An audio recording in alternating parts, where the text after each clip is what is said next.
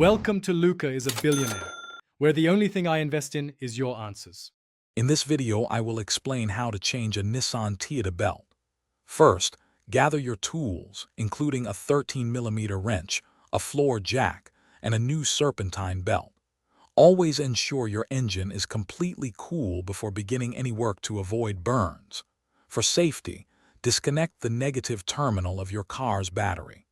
This simple step prevents any accidental electrical issues while you are working under the hood. Taking these initial precautions will make the entire process smoother and safer for you. Now let's get to the belt itself. You'll want to find the Serpentine belt routing diagram, which is often located on a sticker under your hood. This diagram is crucial for proper reinstallation.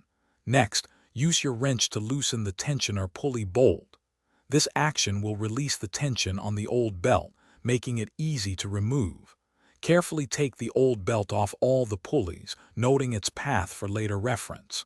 This step prepares your engine for the new belt. With the old belt removed, it's time for the new one. Carefully route the new Serpentine belt exactly as shown on your diagram. Double-check that the belt is perfectly seated in all the grooves of every pulley.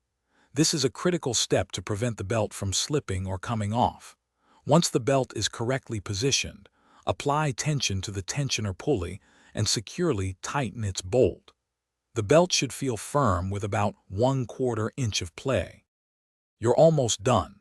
Reconnect the negative battery terminal, ensuring it's tight and secure. Now, start your engine and let it run for a few minutes.